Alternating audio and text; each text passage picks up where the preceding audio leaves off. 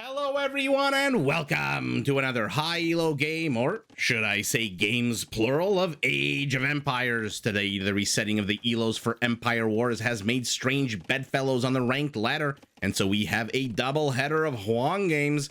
Now for those of you unfamiliar with North American sports parlance, a double header is two games played one right after the other. In this particular case, Hoang, playing as the Celts in blue, will be taking on the Viper in game number 1, and then Hera in game number 2. Now, without further ado, why don't we take a look at the Civ matchup we will be watching today, because by just a random fluke of chance, or maybe not, game number 2 will also see Hoang as the Celts and Hera as the Portuguese. And so let's take a look at the Civs we'll be watching today, as soldiers, little itty-bitty soldiers, are already marching across cracked earth to reach their destination as Hoang. There's that Celtic sheep stealing bonus in action. Oh my goodness. I think this might be the first time I've seen that actually attempted. In any event, let's go over the Civs real quick, because the action is already starting, as it happens on Empire Wars very, very often. Now, the Portuguese are a civilization whose economic bonuses do allow it to take advantage of its very powerful gunpowder units. To start with, their foragers also generate wood every time they collect berries. There they are, my favorite lemon bushes with the blue butterflies. All Portuguese units cost 20% less gold. All technologies are researched faster. And once you hit Imperial, you can build your unique economic structure, the Feitoria, which is basically a big structure that generates all 4 resources at once, but it does take up 20 population space. Now, using all these bonuses and features, the Portuguese can field an impressive gunpowder-based army, since they have access to every single non-unique gunpowder unit in the game, and all of these gunpowder units can be upgraded to fire more accurately at moving targets. Think ballistics for gunpowder units, and also increase the speed of their projectiles. A lot of death already. Here is the Viper. 5 kills to 1, including a poor villager who now sinks into the sands of Cliffbound. Now, all of those features I just mentioned, the increase to the speed of their projectiles, and the more accurate firing of those said projectiles, does strongly benefit their unique unit, the gunpowder unit that we all love to see, the organ gun. This is basically a gunpowder siege unit that fires 5 or 6 bullets in a small spread, designed to hit multiple targets at once, and does come with a small attack bonus against infantry, skirmishers, and even buildings. Now, Hoang playing in his classic Celts. It looks like the Viper, by the way, attempting to spit roast the rear of this base with archers and a spearman to the north and scouts to the south. We'll keep an eye on this as we go over the Celts, as Hoang, by the way, shoos away the feudal aggression to the north. So let's pivot to the south, where it looks like the villagers are trying to do the same thing. Man, oh man, are the Celts a civilization built around the need for speed.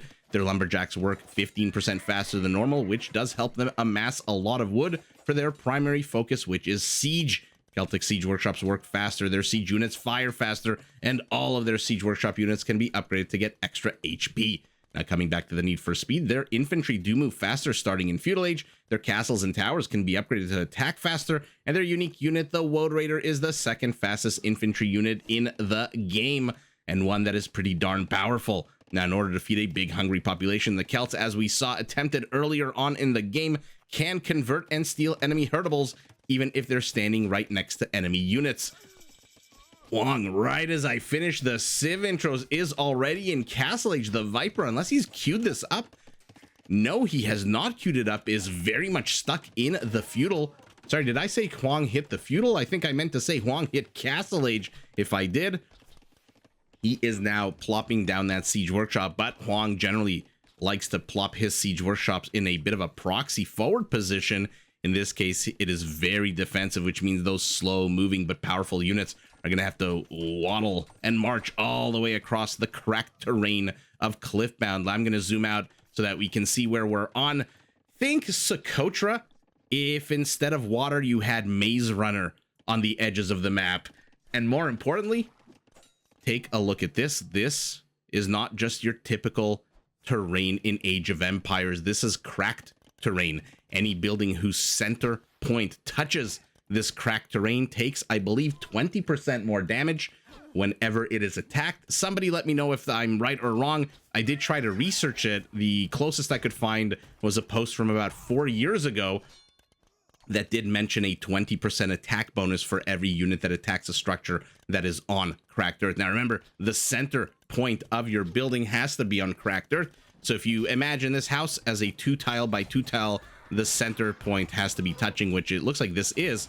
So this house, for example, if the Viper attacked it with his scout, would take 20% more damage, which basically means a lot of exposed buildings here in the center. Now, one interesting thing about Cliffbound that I've noticed in the games that I've watched on Twitch, in the games that I've wanted to cast, etc., take a look at the resources. There is a lot of stone on this map.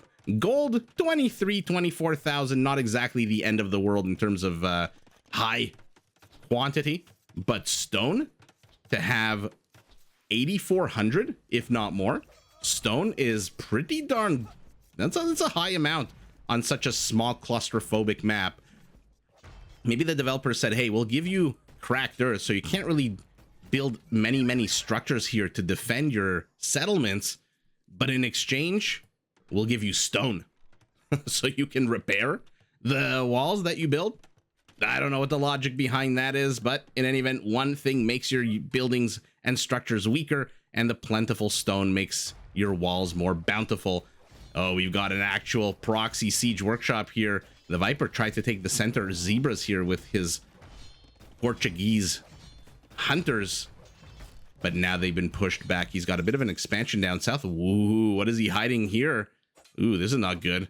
Does he? He must have loom. Yeah, he's got loom, which means that villager is nice and safe. Continuing to circle around the back is the Viper with an army that has amassed 4 kills. 3 of them villagers. Incredibly impressive. The Viper, by the way, is now also in Castle Age. Is he building his own counter siege workshop? Of course he is. Unlike the Celts, the Portuguese siege workshop units, like all of their units do cost 20% less gold. On the other hand, unlike the Celts, their siege workshops do not work faster, and their siege units do not fire faster. So what is he building out of here? A mangonel. Some knights try to rear end these knights. Scorpion's gonna add as much damage as possible. Hoang is here with a pretty scary army all of a sudden, 12 minutes into the game. 2 battery arms have started taking down a good amount of military infrastructure. Next is the siege workshop itself, but a mangonel is out. A villager gets lost to conversion, and so Hoang has to get the hell out of here. The only thing worse than losing a unit is giving it to your opponent. Viper's knights. Will they try to run around? Will they try to get this siege army from behind? This is a pretty darn scary army here out of Hoang. 4 scorpions. He's brought 3 villagers along for the ride. Now, the one bad thing right now for Hoang, who is the one setting the pace of the game and putting on the aggression, and of course, right as I say setting the pace of the game, the Viper moves to do something at the bottom right of the map. Take a look at his villager count. The Viper has just absolutely out macroed his opponent and is now more than double the size of his opponent economically, which for the if you're playing the Portuguese, the last thing you want when they have that Feitoria available, as inefficient as it may be, the last thing you want is your opponent to have double the size of your economy. As the Viper now, okay, has managed to pick off a Scorpion, a Spearman, etc. Hoang does only have a few Feudal Age units here. Oh, it looks like the Viper's managed to get all of... What? We have to look at that. I was so focused here. This was all just a big distraction. Well, that's certainly one way of dealing with Hoang, whose aggression with the Celts is absolutely legendary. That is definitely one way. Let's take a look at what happened there. While I was focused here on the dead Spearman and the soon-to-be dead Scorpion, what does the Viper have here in the forward position? 2 mangonels, a knight, and a monk. So the knight moves in, goes straight after the Scorpions. Oh, Hoang loses a mangonel, loses a Scorpion as well. He's going to lose another Scorpion? No. He also lost the villager who was repairing. Okay, so this knight has so far gotten 3 Scorpions. Okay, well, all has become clear as Hoang's army just absolutely melts to the micro of the Viper here in front of the Portuguese base. Not only does he lose all 4 Scorpions, which, Scorpions, I don't know, maybe he was expecting archer play out of the Portuguese. The Portuguese kind of meta right now for them to go archer play, at least foot archers. Their cav archers are not the greatest in the later stages of the game. I think they're missing heavy cav archers and Parthian tactics, but foot archers, they're pretty darn pristine. The distraction to the back, I don't know if Hoang was paying attention here, but man, his army to the front just got rickety wrecked and rolled over. And to add insult to injury, he then loses one of his 3 knights. One is dead, another gets converted, and now he's going to lose the battering ram as well. Loses one of the repairing villagers. The other 2 are so scared, so traumatized by the volley of the mangonel that they don't even bother moving forward. Yeah, it's the mangonel that got that one villager. And the entire forward attack collapses. He must be looking at his score and saying, okay, I'm down 50%. Now I've got knights in the back of my base. I can't really deal with them with my knights. My forward expansion is now at risk. Okay, so the villagers that were here hunting lions are now hunting zebras. And wow, okay. So the Hoang doing what the Hoang, oh my goodness. The Viper defending as the Viper does. Hoang attacking as Hoang does. Unfortunately, the good decision, I mean, it's good in hindsight. If it didn't work, it wouldn't be a good decision, but it's good because we know it worked. To attack in 2 different locations, which, by the way, I couldn't even get through my Civ intro before the Viper did exactly that with the small Feudal Age force here, small Feudal Age force here. And Hoang just collapses both at home and abroad. He's down 12 villager kills to 0. He has not done critical damage, and by that I mean the 2 biggest threats to his army are the siege workshop and the monastery. Forget the barracks, forget whatever this was, the stable or another barracks that he had over here. Forget even the archery range. It is the mangonel and the monk, the double M, the M&M combo that the Viper has pushed out that has destroyed that Celtic push. 17 archers to 12 skirmishers, 10 knights. I find this a little bit confusing. I would prefer if we just had the most build unit, the Viper furiously microing in the middle of the game, Hoang right at the beginning of the game. The economies, yeah, not really that big. Empire Wars is a version of the game, which, in case you didn't notice, everyone starts with 28 villagers and a whole bunch of infrastructure, a bunch of houses, a mining camp, lumber camps, I believe a barracks and a blacksmith. It is not a game that lends itself, unless the map does, as we saw, for example, on Isthmus, it doesn't lend itself to super duper insanely long games. So I'm not expecting these games to be super long, but 14 minutes, 15 minutes is not bad at all, especially when we saw Hoang trying to Hoang the Viper and the Viper replying. I am very interested now to look and watch, to watch game number 2 and see how Hera responds, because like I said, Hoang is going to be the Celts and Hera is going to be the Portuguese. So it's going to be the exact same civilizations. And oh, by the way, the exact same map as well. And so I am very curious. The Viper responded by multi-pronged attacks to the rear, distracting Hoang to the back while he absolutely wrecked his army to the front. GG to both players in this set. Let's see how Hoang does against Hera in the exact same experiment. And here we are back at the laboratory, where yet again Hoang is playing the Celts, this time in the color red, against Hera playing as the Portuguese in the color blue. So very respectful of Hoang to let his opponent take, both opponents to take their natural colors. And so we find ourselves again on Cliffbound, which surrounded by cliffs and jagged rocks and elevation. Not very difficult to see how the developers named this map, and a whole bunch of cracked earth between the players yet again, and a bunch of buttes, both large and small, which, by the way, still, if a unit dies behind here, you can't really see what's going on. Now, without having to do Civ intros, we can jump right into the game, because it looks like both scouts are exploring both enemy bases. Hoang finding the southernmost tip of his opponent's base. Hera has already looped his way around Hoang's base, and now Hoang is moving forward with a Feudal Age army. So is he going to learn, adapt, evolve? How will Hera respond? Will we see a siege push? Will we see a fast castle? Stay tuned. Same Hoang time, same Hoang channel, as we've already got at the 2-minute mark of the game. Now, comments on the channel have been, I would say 50-50.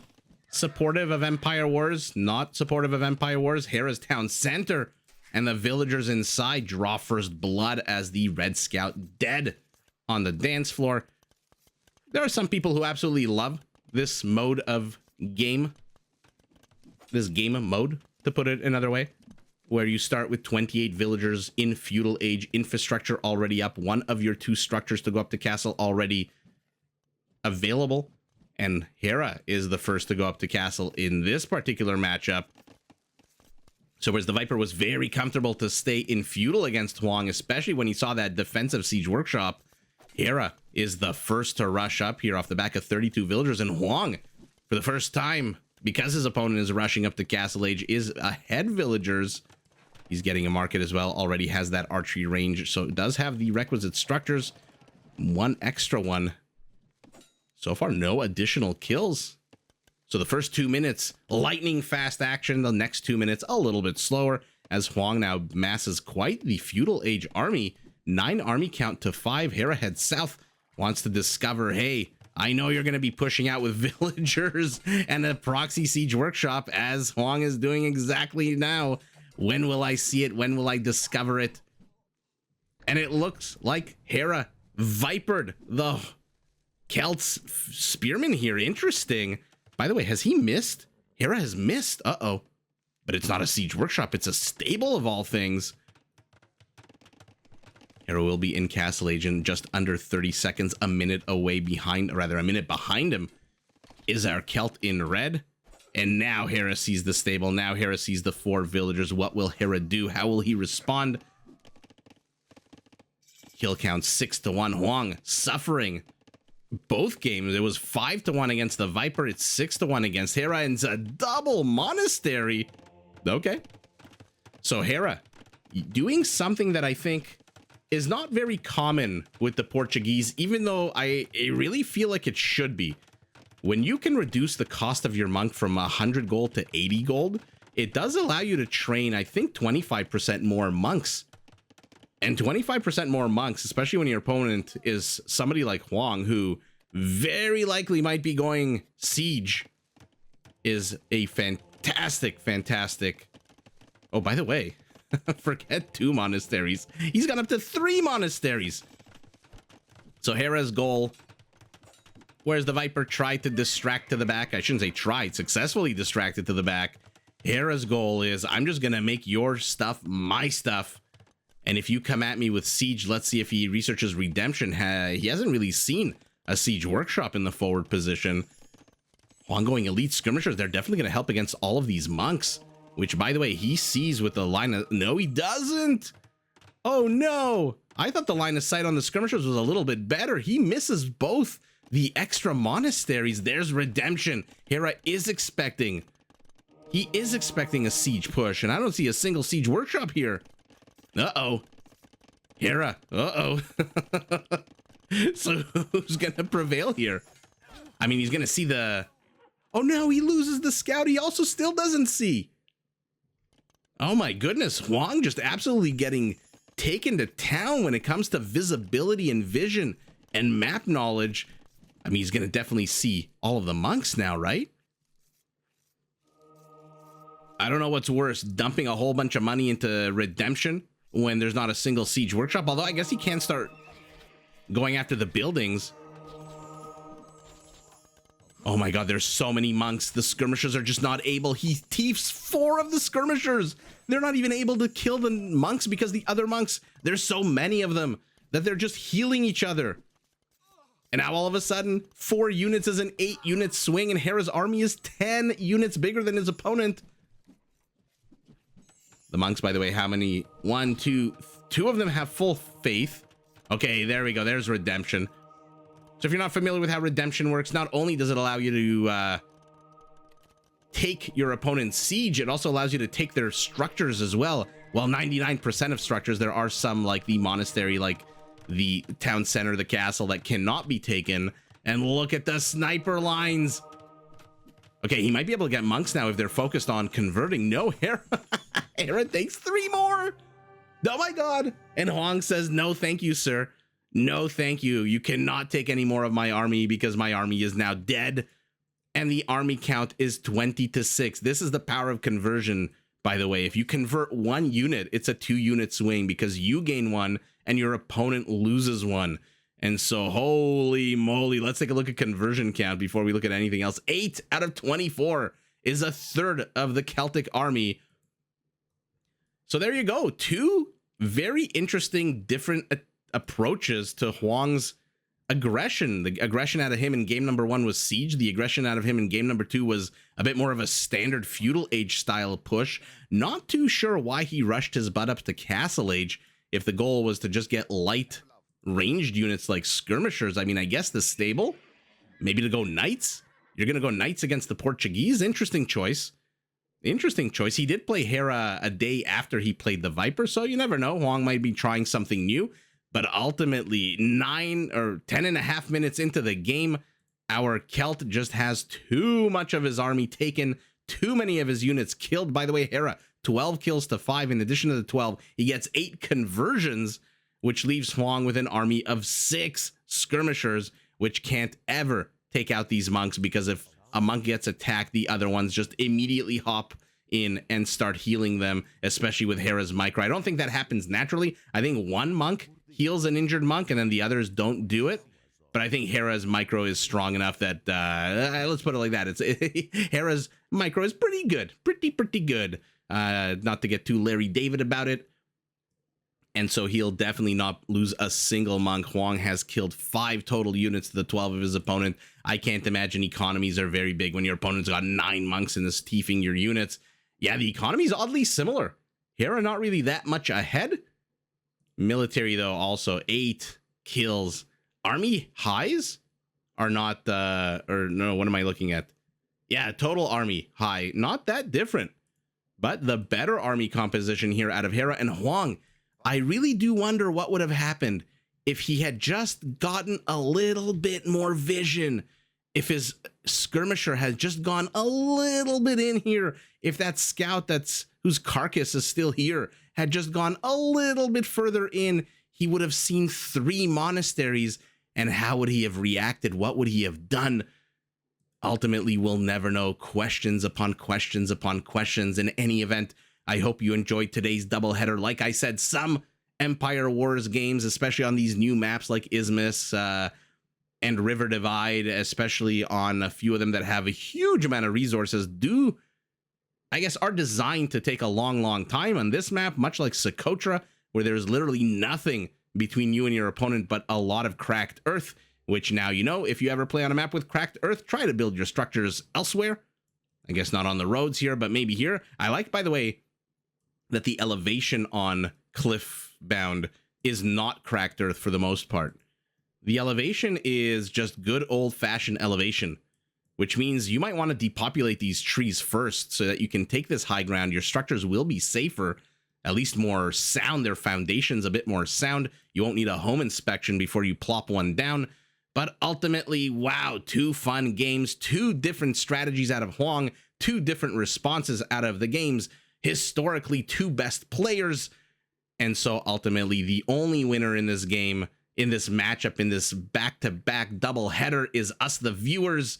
Even though in this particular game, Hera is victorious, but honestly, truly, GG to all 3 players. And one last thought, I wish them all the best of luck as they climb the EW ladder. And we'll see who at the end of the day is on top on July 28th. But until then, truly, I am looking forward to a lot more exciting games to say who is victorious, who is not, and most importantly, as always, GG to all of the players that we watch, because they are really putting on a fantastic show. They are streaming. Hera and Hoang and the Viper are just streaming hours after hours after hours of gameplay. And like I said, really, the only winners there are us, the viewers. And to that, we give them a big thank you. And with that, we end the video. I hope you enjoyed.